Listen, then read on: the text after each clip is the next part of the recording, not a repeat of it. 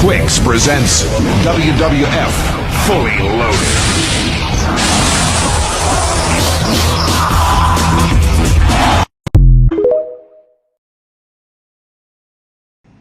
Well, a time was had down at the WWF's Fully Loaded about 25 years ago. Was the pay-per-view any good? Let's talk about it. Let's go.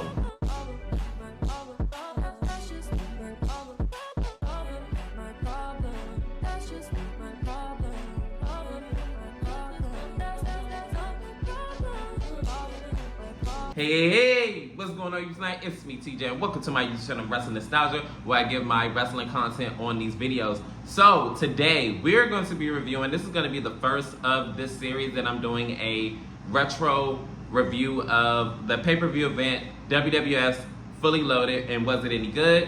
Let's go ahead and get right into it. So, we're going to start it off and kick it off. Top of the night, it is the intergender match. It is the Hardy Boys and Lita versus TNA and Trish. And I love the whole video packet that they did with Trish and Lita. The two were like beating each other up and getting involved in their men's matches and things of that nature. I remember Trish was like slapping the Hardy Boys and everything like that. Lita got involved and get the leg drop on Trish Stratus. And then I believe Trish was like whipping Lita and everything like that after she like sent her through the table because Lita was about to, I guess, superplex Trish through the table, but Trish was like, not today. So she pushed her. And then after the fact, that's when she wound up getting the belt and started whipping her. When I think Lita tried to get involved in the Hardy Boys and TNA match or whatever. And she tried to like do crossbody, but Albert wound up catching her. And then this was when Trish wound up getting the belt and then just started whipping her. And she still had like bruises from the table that she went through. And we're here now, so let's go ahead and get into the match.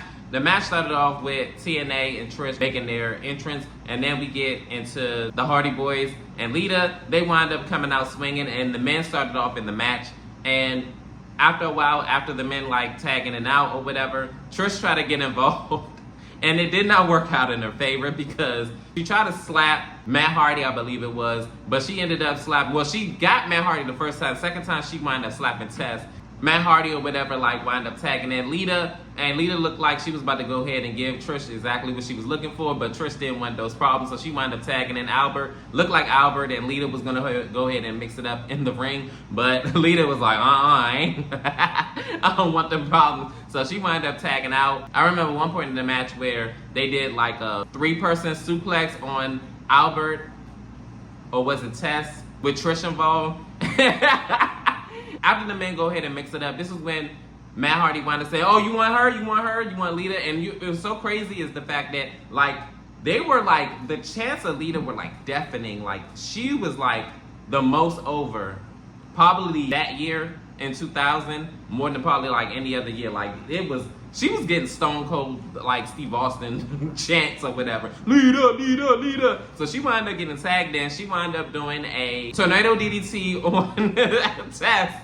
And then she wound up getting back up. Then she wound up diving out on Albert. I believe it was the crossbody. Then she got back up on the turnbuckle again. And then she hit a Hurricane Rana. And she almost got a near fall on Tess. I was like, oh my gosh, this woman, she'll do anything. So she got a near fall. And then, of course, Albert wound up getting involved. He wound up hitting her from the back. And then Tess wound up doing that pump-up powerbomb on her or something like that. Or tilt-a-whirl powerbomb or something like that. And then Trish wound up getting tagged. And finally, the girls mix it up. Towards the end of the match, Lita wound up slapping Albert off of the turnbuckle. It was just so funny. And she did a superplex, got a near fall. The men got involved, and everybody was just, it was in chaos. Lita wound up go ahead and got on the top rope moonsault. 1, 2, 3. The Hardy Boys and Lita wound up winning the match. But right after the match, Albert winds up beating up on Lita and like the crummy blow from the back of the head. And then this is when the Hardy Boys wound up trying to get involved, but that doesn't work because they ended up getting beat up. And then Trish and Lita were left in the ring with, of course, TNA. And once again, Trish winds up whipping Lita with a belt. And then the Hardy Boys wind up getting involved again and try to like shoo away TNA and Trish. It works, you know, they wind up getting out of there. And this is where the matchup ends, or should I say the whole situation and things like that. And honestly, this was like a really, really great matchup. I'm so mad that they don't do intergender matches anymore. I know that sounds crazy, but I miss the intergender matches. Like, they don't take risk anymore. And I feel like that's where WWE is kind of like going wrong at. Like, they're too safe and they're doing with like the safe options too much. One thing about Vince, and I hate to keep giving this man props because of, you know, reasons, okay? But I got to give credit where credit is due. He had no problem taking risks. And you can say whatever you want about the whole Attitude Era, but at least that man had no problems with taking risks and doing stuff like this. And granted, yeah, this was very dated. We probably would never see intergender wrestling like this in this nature ever again. Definitely with the whole China situation and, you know, her wrestling against the men and all the other good stuff. One of the, you know, goats of wrestling, of women's division. Definitely, you know, a pioneer of the women's division for sure. But Lita definitely was on the rise at this particular year. And she definitely showed that she revolutionized a generation of women's wrestling along with a few other women in pro wrestling. And man, this match was definitely a footnote in her career as far as like being a role model in the WWF. And she definitely came into her own in this match, and damn, she really put on one hell of a match. But I definitely would recommend to watch this match and this PLE event. In this next matchup, it is Taz versus Al Snow, which seems very random, but hey, it is what it is. They had like a good little back and forth, and actually the match wasn't bad or anything. It just wasn't what I was really looking for. But anyways, they had a nice back and forth. Al Snow wound up getting the best of Taz in the beginning of the match. And then, you know, after a while, Taz wound up, you know, getting the best of him. And the two had like a cool little back and forth. Al Snow did some aerial maneuvers, and then Taz wound up finally getting the Taz mission. He taps out, and that's it for that. The match overall was, you know, it was a solid bout, but it wasn't nothing that, like, you know, that wowed me. But yeah. Oh, and I meant to say this in the beginning. Fun fact about the pay-per-view event, Fully Loaded. This actually wasn't supposed to be the last Fully Loaded. Actually, Invasion was meant to be Fully Loaded 4. But what ended up happening was, I actually found this out when I was watching King of the Ring 2001. And I remember they were saying, oh yeah, next month in July, we're going to do the Fully Loaded again. And I'm like, again? Y'all never did it. And then I was like, put two and two together. I said, oh, so Invasion was supposed to be Fully Loaded, but they wind up, because of the whole, you know, the Invasion angle with WCW and ECW coming together to go against WWF. I was like, oh, okay, that's what happened. Because I'm like, July, huh?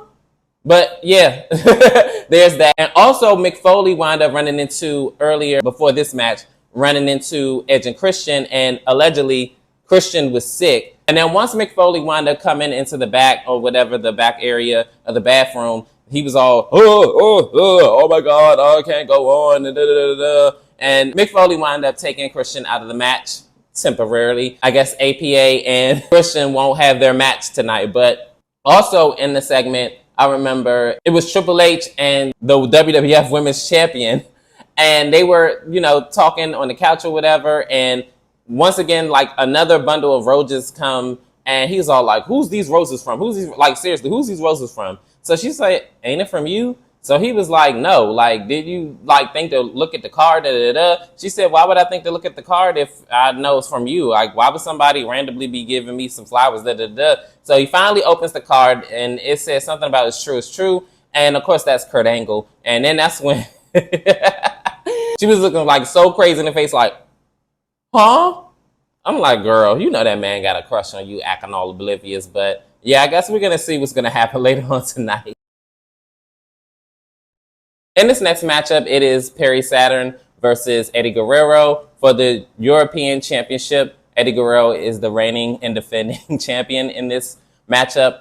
And Mamacita China was accompanying Eddie Guerrero, and Terry Reynolds was accompanying Perry Saturn.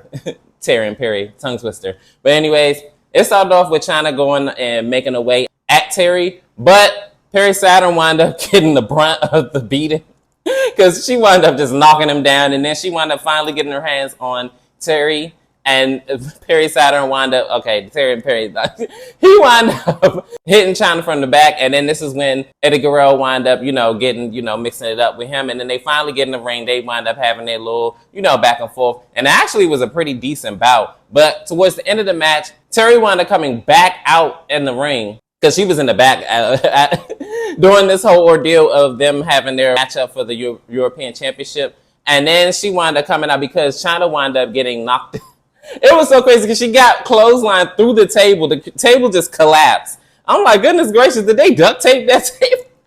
Because it just imploded once she flipped over it. So then Terry was all like in the way, and of course Eddie Guerrero wasn't going to hit Terry. She wound up low blowing him, and then he wound up getting Eddie Guerrero back in the ring. Perry Saturn wound up going and doing a big elbow drop. 1, 2, 3, your new European champion, Perry Saturn. And then Terry and Perry wound up celebrating, and he kissed her and all that other good stuff. And actually, I would go back and watch this matchup. Also, back in the back, Mick Foley wound up catching up to Edge and Christian and finding out that it was all a ruse, that Christian was not really sick.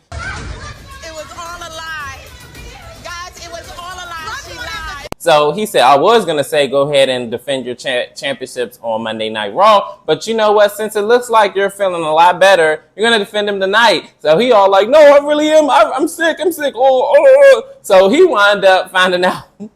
He went and ran in the bathroom, and he wound up finding out that he was actually just, I guess it was like a mop bucket or something like that. And he was using that to make the sound effects. So he said, you know what? Like I said before, you're actually going to defend your championships tonight. So good luck. And it looks like you're going to get your butts kicked. So it's going to be official. APA versus Edge and Christian. And guess that whole ploy didn't work. All right. Before the tag team championship match had begun, Undertaker had a interview with Michael Cole. It is so strange seeing Michael Cole from back then. Oh, my gosh. The highlights for me. Anyways, he asked Undertaker a question. I think he said something about, I don't even remember, honestly. But I do remember Kurt Angle wound up playing with Undertaker's bike for whatever reason. I guess he's just trying to taunt him or lure him somewhere or whatever. And Undertaker was like, you bitch, come here. So then we go on to the tag team match.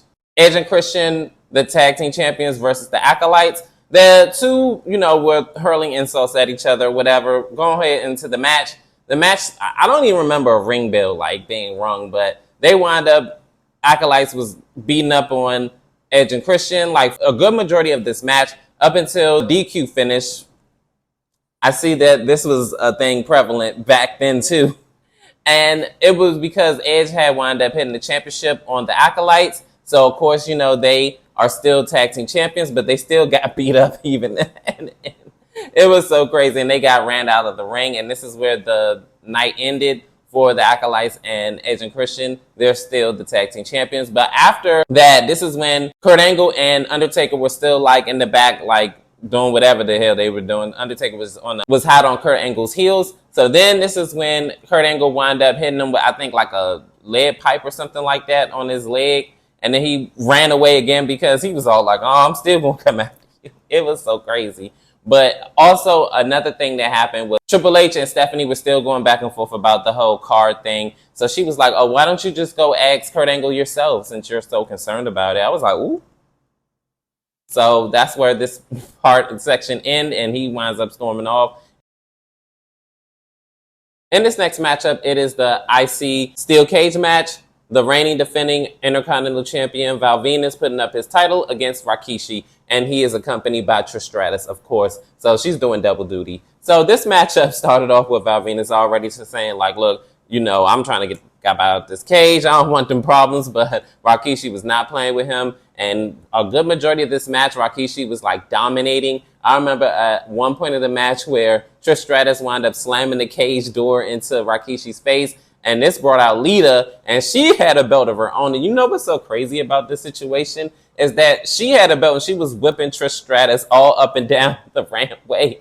And they actually had an Indian strap match, I think, either the next night or a couple of weeks or however it went. But they actually had an Indian strap fight match.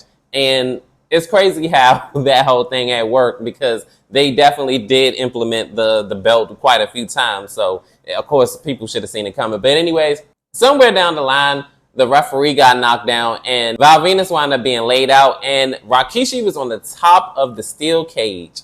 And he wound up doing a big splash, which probably more than likely would have ended the match. But the referee was knocked down. And then the other referee that was, I guess he was busy with Lita and Trish and trying to break them up, which that didn't make any sense because your job was to make sure that the people or the person that escaped the cage, you ring the bell or whatever. But whatever. Anyways, Taz wound up coming out and slamming like this big old dumb camera in Rikishi's face.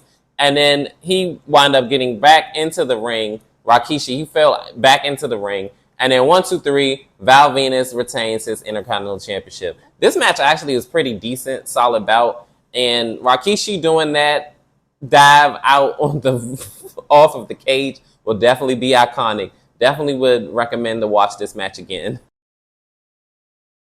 Right after that, this is when Triple H is trying to get to the bottom of who sent Steph Flowers, or should I say he wanted to approach Kurt Angle about it. But he wound up getting led to his demise because he wound up getting led by one of the crew members or whatever because he's like, oh, this is more flowers for Stephanie, huh? Who did it? Show me who did it. I was like, oh my gosh, like chill out. So he wound up getting led into a room and he was like, oh yeah, Kurt Angle's about to get beat up. He wound up getting beat up by none other than Chris Jericho.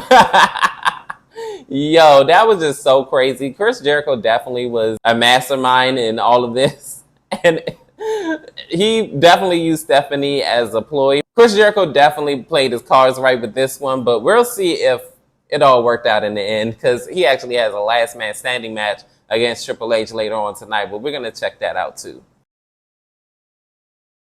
In this next segment, Shane McMahon winds up coming down to the ring and he calls out The Rock and he says, oh, well, I want to prove that I'm not a, P-U-S-S-Y and yeah, come out Rocky and let's go ahead and have a match right now. And mind you, The Rock, the WWF champion, already has a match against Chris Benoit. So obviously this was a ploy. So The Rock comes out and he basically states that, and you're in fact a P-U-S-S-Y. And I already know that this is like a diversion or whatever. So where's Chris Benoit? We could do this right now. So Chris Benoit wound up being shown on a Titantron. And then that's when he says that, oh yeah, since I'm going to strip you of your title, I might as well strip you of your pride too while I'm at it. So I'm going to go ahead and, destroy your belongings. So he winds up, ripping up his $500 shirts and pouring substances all over it and everything like that. And this is when The Rock runs in the back. And this is where the segment ends. I know one thing.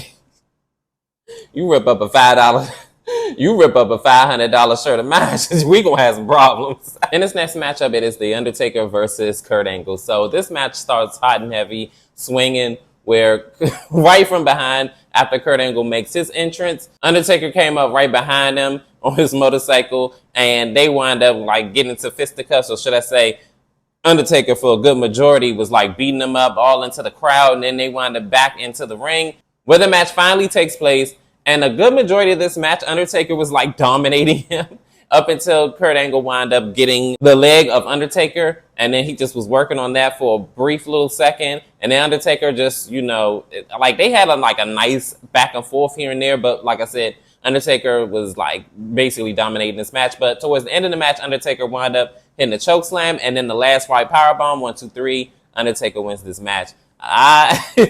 Undertaker definitely does not get paid by the hour, okay? He wanted to be in and out of there, and hey. And another thing about this, I hate the fact that they dubbed Undertaker's music with the you're gonna pay. I never liked that song. Oh my goodness. I was like, I love the whole doom dead man walking. And then they just do the instrumentals. Oh my gosh. Chef's kiss. When they started adding the lyrics, I was like, I don't know why, but once 2003 had wrapped up for Undertaker and this whole motorcycle biker boy thing that he was doing, I was so glad the moment when they added words to the Doom, dead man walking. I was so happy that he went back to the Ministry of Darkness-esque, character of Undertaker, because I hate that song. In this next segment, it is The Rock, and he is in the back, and he is livid because he just saw like all the clothes that Chris Benoit had like ripped up and destroyed, and yeah, it's about to be on and popping. In our next matchup, it is the last man standing match, Triple H versus Chris Jericho. I had saw the tail of the tape of their rivalry, and it started with a kiss with Chris Jericho and Stephanie McMahon, and then ever since, Triple H said, "I want Jericho's ass. I want Jericho's ass. I want Jericho's ass. I want Jericho's ass." I'm like, goodness gracious, can you please stop saying that? Do you know how that sounds, sir? Stop it. Get some help. Stop it. But anyways, he finally got what he wanted, obviously. And I remember, like, during the tape, DX lured him into the ring because I believe they had, like, friction between each other. And then I believe they had, like, a match. And then Chris Jericho, which was prevalent during their rivalry, he just kept like getting involved in his matches and costing him world title opportunities and everything like that. Finally got the best of him and, hit him with sledgehammers and they jumped him. And then Jericho was just like, nah, what I'm saying? I ain't going out like that. And, he wound up getting his get back too. But anywho's, in the match, it started off with Jericho and Triple H already going out the bat swinging. Well, Chris Jericho was anyway, and he got the best of Triple H for a good majority of this match. He was drop kicking him, beating him up all outside the ring, everything like that. And I believe finally Triple H wound up getting advantage of the situation, and he was just like beating him up. And of course, he was working on the already injured ribs because he got hit with a sledgehammer by Triple H, and he just was like working on the ribs. He was putting them in submission holds and stuff like that. And then, he put him to sleep. And then, like, Jericho kept getting up. He wound up doing the pedigree, and he still got up, and he all, like, suck it, and da-da-da-da. So then he wound up getting the chair involved. And I'm trying to figure out for the life of me, why did the referee keep trying to stop these two from, like, really going in on each other? It's a no disqualification match, essentially. It's a last man standing match. That means anything goes.